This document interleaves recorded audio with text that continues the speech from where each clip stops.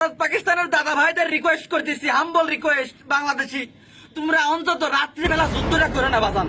রাত্রিবেলা যুদ্ধটা বিরতি রাখো, দিনের বেলা তোমরা যা ইচ্ছা করো সমস্যা নেই, কিন্তু রাত্রিবেলা যুদ্ধটা বিরতি রাখতে হবে। কারণ কি, রাত্রিবেলা ঘুমাসার টাইম, এতদিন তো তোমরা ঘুমাইছে আইসে এই যুদ্ধ করে যাও, যুদ্ধের সময় মনে করো এই যুদ্ধ করতে যাও, ঘুমের ঘরে যদি ভুল করে একটা মিসাইল এরকম কষে চলে যায়, সরাসরি বাংলাদেশ এসে পড়বি, তাহলে পরে কি অবস্থা হবে আমার কত, আমার তখন টেনশনে ফেলা দিলে আমি কেবল একটু ঘুমাই ফিরে যাবো। ওরা মাথার মধ্যে চান দিয়ে উঠে কেড়ে, ওরা রাত্রিবেলা যুদ্ধ করে যে ভারতের দাদা ওদের বিশেষ করে বলছি, তোমরা রাত্রেবেলা তো চুরি মানে চোর যেভাবে রাত্রে চুরি করতে হবে সেরকম করে রাত্রে হামলা করো।